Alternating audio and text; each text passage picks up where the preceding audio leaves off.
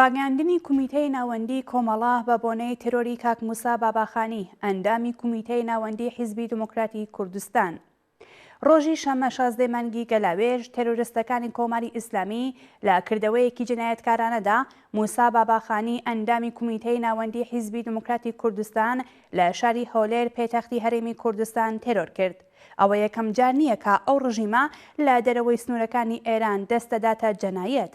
لە ماوەی چەندەیەی ڕابردوودا بە سەدان هەڵسوڕاوی سیاسی هەل لەو هەرێمی کوردستانە کەوتونەتە بەر شاڵاوی هێرشی تێرۆریستی ڕژیمی ئێران. ئەوە لە حەڵکدایەکە ڕژیمی ئێران لە حکوومەتی هەرێمی کوردستان کونسولخانە و پەیوەندی دیپلۆماتیکی ڕسمی هەیە.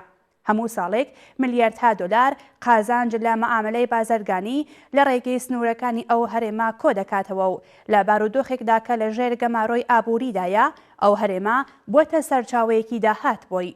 بەو حاڵەشەوە هیچ دەرفەتێک بۆ شێواندنی ئەمنیەتی هەرێمی کوردستان لەدەست نادات و ڕێگە بە خۆی دەدات لە پێتەختی هەرێمی کوردستان لە شاری هەولێر پەنابەران و نەیارانی سیاسی خۆی تێرۆر بکات.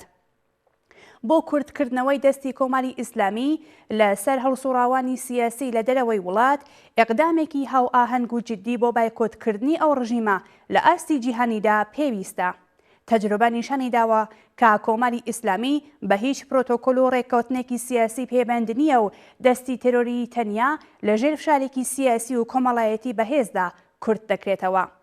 ئێمە تێرۆری جەنایەتکارانەی کاک موسێ باباخانی ئەندامی کومیتەی ناوەندی حیزبی دیموکراتی کوردستان بە توندی مەحکوم دەکەین و داوا دەکەین بکوژان و هاوکاران و دەست و پەیوەندەکانیان بدرۆزێنەوە و بە سزای شیاوی خۆیان بگەن. هەر بەم بۆنەوە سەرخۆشی دەکەین لە بنەماڵە و کەسوکاری کاک موسێ و هەموو حیزبی دیموکراتی کوردستان و خۆمان بە شەریکی غەمیان دەزانین.